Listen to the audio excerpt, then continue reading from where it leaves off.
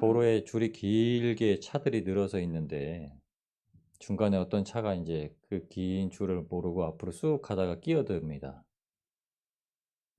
끼어드는 거는 잘못된 일이 아닙니다. 잘못된 일은 끼어들고 아무런 액션을 취해 주지 않는 거예요. 깜빡이를 안 켜고 들어간다든지 들어와 가지고 비상등을 안 켜 준다든지 이 이게 잘못된 겁니다. 질서라는 게 하나님께서 만들어 두신 세상의 질서는 항상 어떤 이렇게 중간에 돌발적인 일들이 일어나는 것도 질서입니다. 그 질서를 바라보는 거는 그 질서를 흐트러뜨리는 것이 무엇인지 아니면 그 질서가 유지되는 것이 무엇인지를 잘 분별하여 헤아리는 것입니다. 여러분 오늘 말씀 가운데서 우리가 영적인 싸움을 살아가고 있는 세상 가운데 있다라는 것과 하나님께서 붙들고 계신 세상은 항상 질서대로 가고 있다라는 것을 오늘은 마음에 담아두시고 하루를 맞이하시길 주님의 이름으로 축복합니다. 아주 세상이 그냥 무질서하고 맨날 데모가 일어나고 시위가 일어나고 이러니까는 정말 못 살 것 같은 세상이다라고 하지만 이게 맞는 겁니다. 왜 그러냐 하면 성경에는 주님이 다시 오실 때가 되면 세상이 혼란을 겪게 되고 난리통의 소문을 듣게 될 것이며 그러나 그것도 아직은 주님 오실 때가 아니다라고 하면서 사랑이 점점 떨어질 때 이때를 얘기했습니다. 어제 제가 기사를 보다가 다른 글을 막 읽다가 어떤 중학교 선생님이 요즘 중학생 해 가지고 이렇게 뭐 한 10 가지 정도를 올렸더라고요. 제일 처음에 요즘 중학생의 특징 "감사합니다와 죄송합니다를 할 줄 모름." 이렇게 적어 놨습니다. 아이들이 사춘기를 겪고 아이들이 모르는 거를 행하는 거는 바랄 수가 없는 겁니다. 그러니까 선생님들은 그거를 알고 가는 거죠. 초등학교에서 갓 올라온 중학생들한테 고등학교 2-3 학년이 행해야 될 배워서 지켜야 될 도덕적인 일들, 예의 범절을 행한다는 것을 요구하는 것은 무리입니다. 아시죠? 근데 아이들이 기본적으로 "감사합니다. 죄송합니다." 이런 걸 모른다는 거예요. 그러면서 요새 중학생 애들부터 대학 생활을 하고 있다는 겁니다. 아침에 등교할 때부터 아이스 커피를 이렇게 손에 한 잔씩 사 들고 온다는 거예요. 그러면서 하는 말이 "쟤네가 나보다 돈을 더 많이 쓰겠다."는 생각을 하더래요, 중학교 선생님이. 그리고 대학생이 돼 가지고 완전히 체육 활동하기 싫으면은 "아 전 체육 활동 안 할 겁니다." 하고 자기가 스스로 공강을 만들어 버리고 그냥 교실에 앉아 있다는 거예요. 여러분 세상이 그런 아이들이 "야 이거 완 큰일 났다." 이렇게 말할 수 있는 게 아니라요. 자연스러워 가고 있다라는 겁니다. 근데 우리가 영적인 세계를 깨닫을 때 그 자연스러움이 하나님께로부터 나온 것인가 그리고 하나님께로 나온 것을 우리가 어떻게 받아들이고 그 안에서 하나님께서 유지하고 계시는 질서 안에 있을까라는 것을 바라보는 겁니다. 오늘 말씀은 정말로 영적인 싸움이 무엇인가라는 걸 보여줍니다. 여러분 우리가 세상에 있는 사람들과 마주하며 살아갈 때 대인 관계를 맺고 어떤 일들을 행하고 있을 때 세상 사람들은 영적으로 죽어 있기 때문에 복음이 없는 자들은 특히나 아무런 싸움이 안 됩니다. 오늘 사도 바울이 항상 성경 가운데 말씀 가운데 이렇게 주셨던 이야기들은 사도 바울은 가는 곳마다 그곳에 유대인들이 모여서 하나님을 예배하는 회당에 들어가서 그들하고 이야기를 합니다. 무슨 이야기냐면 성경 이야기를 합니다.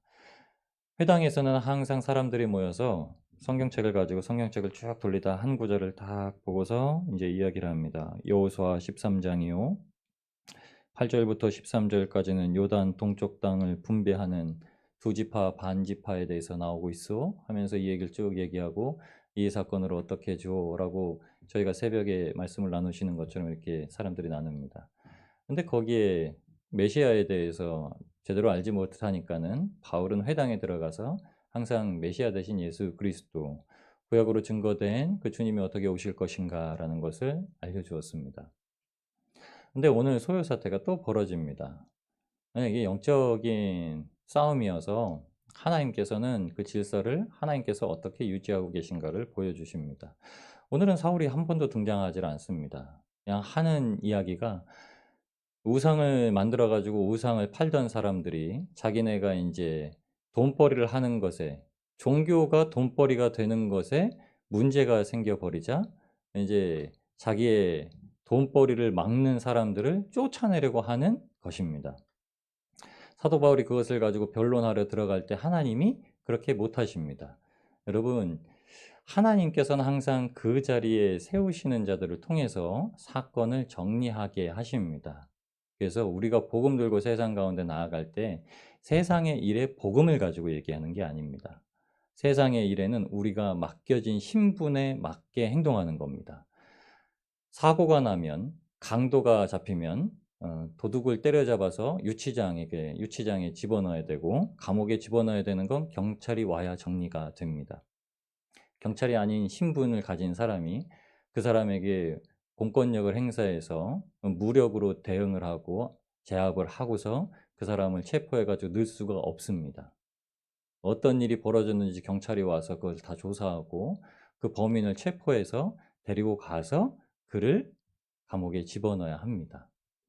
근데 우리는 간혹 하나님께서 이 세워두신 질서를 넘어섭니다. 그러니까는 참정권, 정치에 참여할 수 있다라는 하나님께서 주신 의무를 가지고 있으면 정치를 바로 할 수 있는 사람들을 세우는 것이 땅에 있는 사람들에게 주신 질서입니다. 그런데 정치를 해버리죠. 그건 질서가 아닙니다.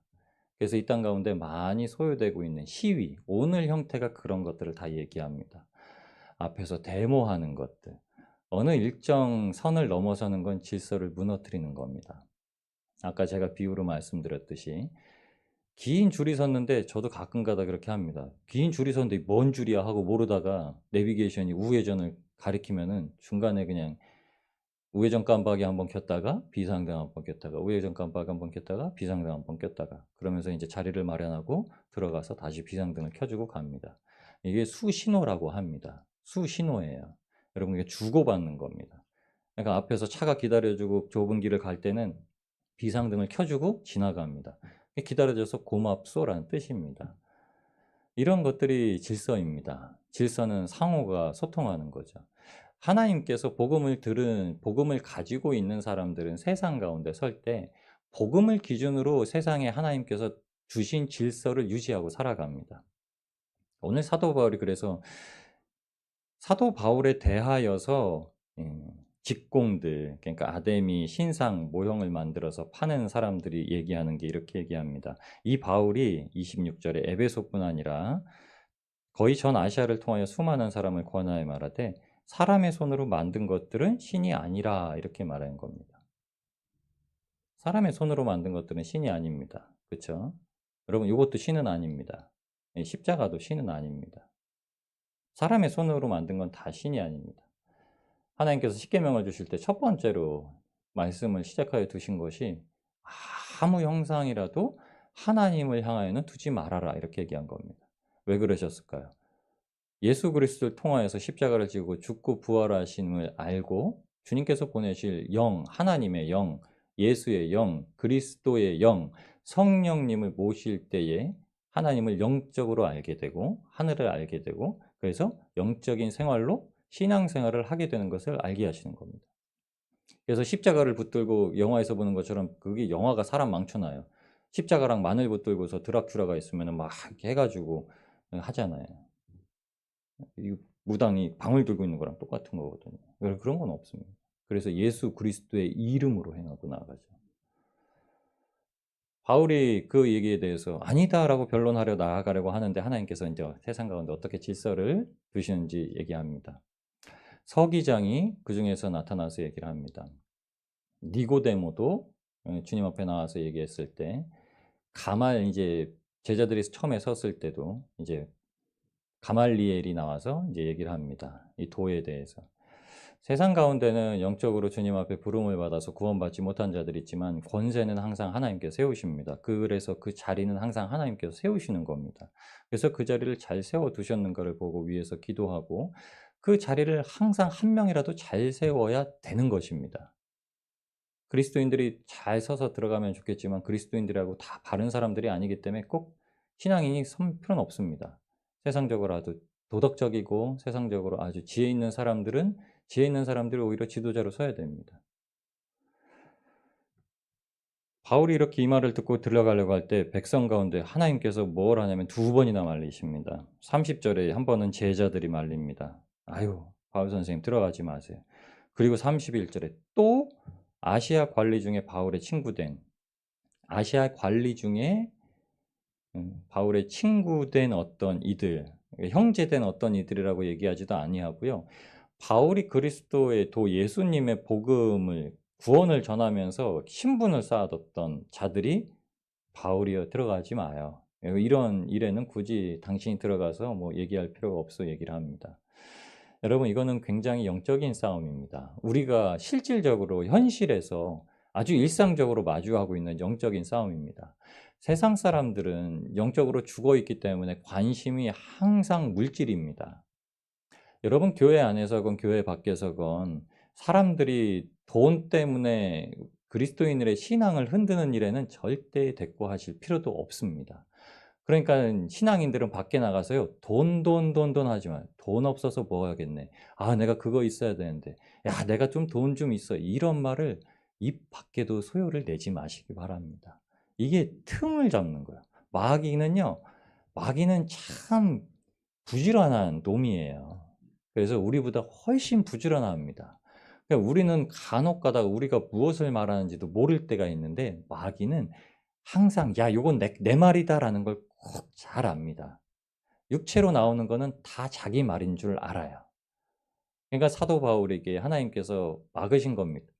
"네가 굳이 가서 돈 때문에 우상 신상을 못 팔아 가지고 하나님의 도를 회방하려는 이 무리, 사람들을 통하여서 흔들려고 하는 무리 가운데 네가 낄 필요 없다."라고 사람들을 마주하여서 사용하시는 겁니다. 여러분 세상 가운데 우리가 그 자리에서 정리해야 될 일들이 있고 그렇지 않아야 될 일들도 있습니다. 이 세상 용어로는 낄끼빠빠라고 젊은이들이 얘기하더라고요. 낄 때는 껴야 되고 빠질 때는 빠져야 된다. 영적인 것들은 항상 그렇습니다. 주님께서 말씀하신 구원의 영적인 것들에 대해서는 그렇게 말을 하지만 그 이상으로 넘어가 버리면 그것이 오히려 복음의 방해가 돼 버리고 사탄의 계략에 넘어가 버리는 겁니다. 그래서 항상 하나님께서 말씀해 주신 질서를 행하면 됩니다.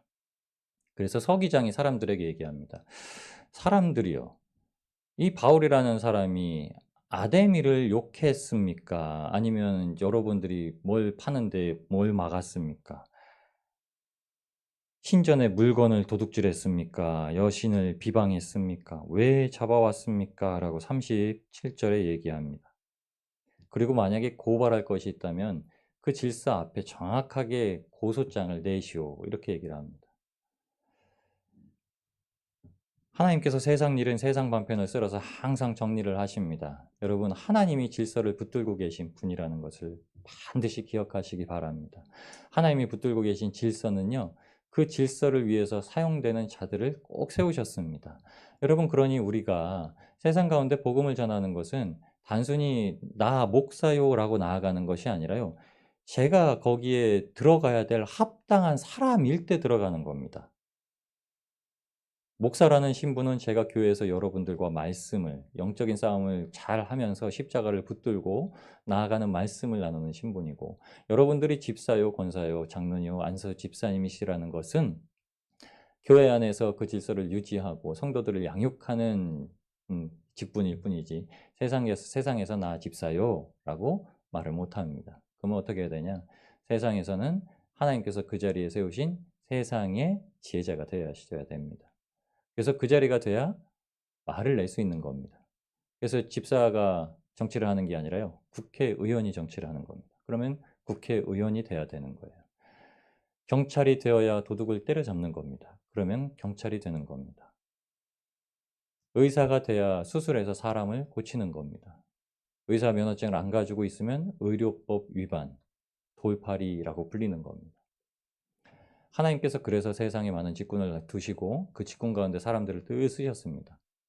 누가는 의사였고 바울은 텐트 만드는 사람이었고 각자에게 맡겨주신 일들 가운데 세상에 가서 이야기를 했습니다. 여러분, 세상에는 하나님께서 그리스인도, 그러니까 하나님을 믿는 자들에게 지혜를 주셔서 세상을 잘 유지할 수 있는 그 자리들을 다 마련해 두셨습니다. 저와 여러분이 오늘도 그 삶을 들고 세상 가운데 나아갑니다. 여러분, 질서가 하나님 앞에 있습니다. 그럼 우리는 질서 가운데 무엇을 하냐? 영적 싸움. 우리가 가지고 있는 신앙을 자꾸 다른 것에 관심을 돌려버리게 만드는 것. 그래서 직공들이 말하는 것처럼 너 때문에 우리가 돈 못 번다라고. 바울이 점치는 여종을 귀신을 쫓아낼 때도 참 많이 피했었죠. 이유가 그겁니다. 그 여종이 주인에게 돈 벌어주는 자였기 때문에. 그 여종을 구원했다라고 절대 성경은 얘기하지 않습니다. 그에게 귀신을 쫓아냈다라고만 얘기했죠. 그리고 그 여종을 구원해 주려고 예수를 믿으라고 복음도 전하지 않습니다. 바울은요. 복음을 전해야 될 때가 있고 그러지 말아야 될 때. 세상적으로 오는 일들에 대해서 절대 복음적으로 대하지 않습니다. 여러분, 복음이 합당하게 하나님께서 열어주셔서 그가 한 영혼임을 알 때 전하시는 겁니다. 그래서 세상 일에는 복음을 들고 있는 자를 통해서 그 기회와 그 길을 열어주시는 겁니다.